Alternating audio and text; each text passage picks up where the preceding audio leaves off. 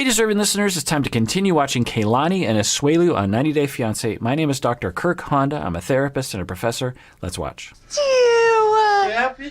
Hi, did you have so much fun with Dad and Uncle Nick? Yeah. Tell Mom, you want to see my new clothes? All right, show me. Oh, I like... My brother picked that one out, huh? No. Really? Yeah. In and of itself, it's not awful, but it's such a pattern that is developed. It's so rigid already.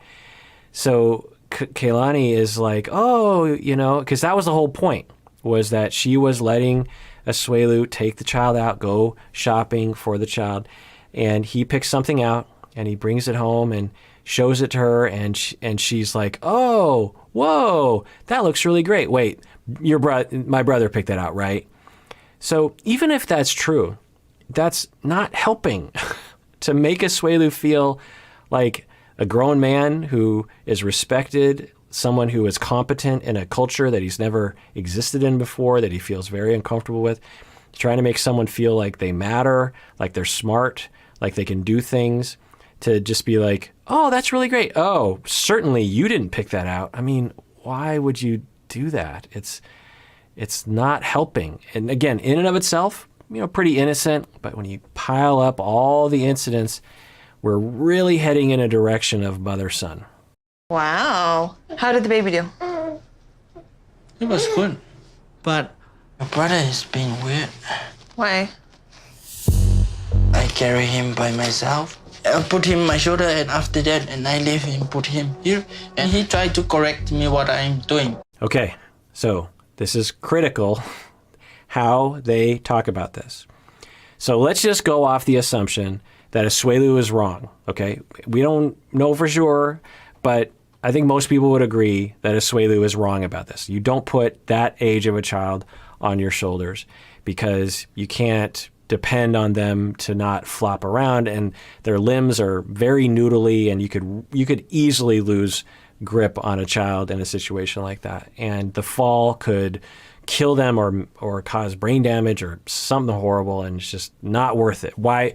That's the thing. It's not worth it. Like, why do you need to put your... So let's just assume that he's wrong. How does Kalani talk about it to him? Okay? There are many options. Let me propose a healthy option.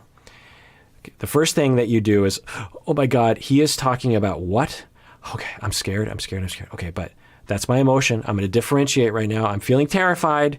I feel like I need to protect my child from this crazed, person. But that's not helpful, because I'm going to reflect on that feeling. I'm going to say, well, but my overall goal here is I want to create a family. I want us to work together. I want him to be involved. I want him to feel like he can make his own decisions, but I don't want him to make that decision. I want us to be able to talk about it. I want to influence him. I want him to feel like I love him and that I think he's smart and not an idiot. Okay, so I need to calm down here for a second. All right, here's what I'm going to say. Honey, can you tell me what you're doing? You're putting, okay. I'm guessing that's normal where you're coming from. Is that, okay? Well, I'm really uncomfortable with that. And, maybe you're right. Maybe that if you did that for the next 5 years, Oliver would never fall off. And I trust that you believe that to be true. I am not comfortable with that. That is terrifying to me. Just hearing you say that makes me terrified. I am so scared that Oliver was going to fall. I trust you. I believe that you can do it. But please, for my sake, never, ever, ever do that again. Is that okay? Is that okay? There's so many other things you can do with the child. Don't do that. There's certain things that I am just not comfortable with. Okay, so that's owning your feelings. That's not being aggressive. It's not being insulting. It's not talking down to him. It's talking as if you are a peer. Let's see what she says. You were holding him with one hand or two hands? I'm old enough. I just know what I'm doing. Well, the whole point of you... Now, she's not doing terrible yet. I just expect it to happen. Who knows? Maybe she'll do fine. But he is not helping. One, why would you hold a child like that? Two, he is saying, I'm old enough. I know what I'm doing. What? So is this a buildup of a dynamic that's been happening for a while? I think that's true, but I also think they already come to the table with tendencies of man-boy and mother-woman, mother-wife. I think that no matter who they were with, they would have at least some of those tendencies. So we just heard him say that instead of saying like, "Oh, so let me role play what he could say." Oh, so are you saying that you don't want me to do that? You don't feel safe with that? Okay, well, I feel pretty safe with it, but if you don't feel safe with it, I don't want to freak you out, so I won't do that anymore. But just so you know, I think I can do it, but I won't do it. But I feel like I'm pretty good at knowing when a child. I really don't want a child to fall on. I don't want to hurt Oliver. I don't want Oliver to fall. When I had Oliver on my shoulders, I was really careful. So, but I get it. I hear you. You don't want me to do it, and that's okay. I won't do it. So that's not what he said. What he said was, I'm old enough and I know what I'm doing. Guys going was so that my brother could watch you with the baby, and I told my brother to watch you with the baby, so he probably was just letting you know what I would want. I'm wrong. So that is all the reason you bring me here, because I'm wrong. Right. So he's not helping, but yeah, he's pointing out the dynamic, and I'm guessing he possibly did the behavior and or is defensive about it because of this resentment that is building up. He's being treated like he is an incompetent boy, and he's starting to act like an impertinent boy. And this is really troubling. And again, I'm guessing this escalates over time, and I'm guessing this is why y'all wanted me to watch this, because of this particular dynamic between the two of them. They need therapy fast. I'm really concerned and worried about relationship with her here. This is the only woman I want to marry. But if she keep thinking like everything I done is wrong, so why choose me? Well, Right. So he's developing a narrative, probably in relation to his past before he even met Kalani. He has traumas around this. I don't know. But at least with Kalani, he's developing this narrative of no matter what I do, it's wrong. No matter what I try, I'm always wrong. I'm assumed to be wrong. And it was exhibited when he pulled out the outfit he bought, and she's like, "Oh, that's really great. This can't be because of you. The brother must have chose this, right?" So he's right in assuming that she frequently believes that he is wrong. Now, you could argue he is wrong about things sometimes, but there's a difference between what you're doing right now, I don't like, please don't do it, and you are wrong, and you don't know what you're doing in general. I think that the dynamic is contributing to the latter, and that is not going to help, because it's going to a very common thing that I would see in my office is 10 years down the line of the Kalanis of the world had, very erratic employment history. They play a lot of video games. They're at home all the time. And they are, they don't shower, and they don't participate in the parenting very much. And, they might be a good enough parent, like fun dad, but not actually like responsible. And the Kalanis of the world are just trying to, get by. But in some ways, they kind of like it that he stays out of it, because they know he's going to screw things up. But they don't like that they have to do everything themselves. And the Kalanis of the world are very responsible. They're the ones paying the bills and this sort of thing.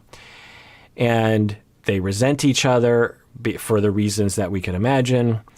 And their marriage is falling apart, and they haven't been intimate in a while. And a lot of damage and resentment has built up. And so it's hard to watch because so often when I'm treating a couple 10, 20 years down the line, I'm like, if only I could have been there in the beginning, I could have nipped this in the bud, and we would not have 10 years of anger and resentment and pain that is really challenging one's love and motivation to be in the relationship. They're at that moment. And sometimes couples will come to me at the beginning and I will congratulate them. I'll say, you are starting early. Just a little tip out there. Even if you don't have problems with your spouse, you probably have at least some problems. Unless you're, really good at communicating, which maybe you are, couples therapy is necessary, maybe even just once a month, maybe once every 3 months, or maybe more often, to help to not have dynamics go down certain roads. Now, I'm just going to take a guess and say that everyone out there, if you're in a relationship, there's at least one thing that really annoys you about your partner. Some of you are even watching right now with your partner.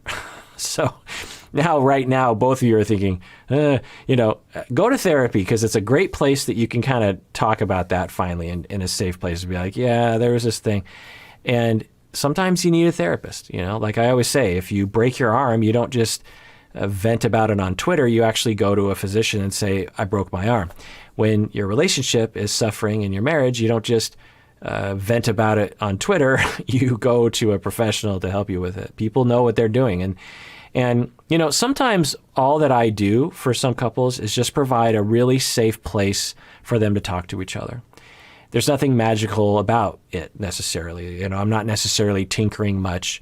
I'm just a space. Some couples, they come into my office, they sit down, and I say, how are things going? And then they talk for 40 minutes, and I don't say a thing.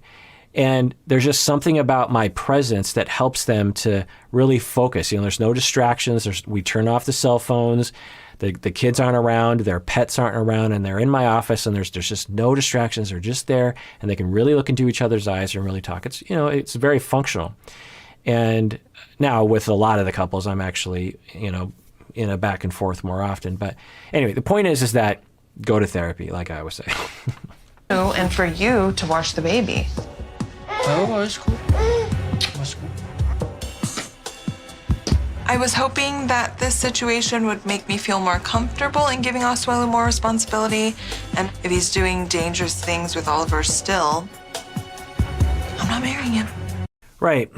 And I think that that's wise. I mean, without knowing how to intervene on the dynamic, which is normal, it's a rational decision for Kalani to be like, so he can't even just watch the kid for an hour while they go shopping for clothes without putting my child in mortal danger. And then when I try to talk with him about it, he just defies me and says, no, everything's fine, when it's not fine.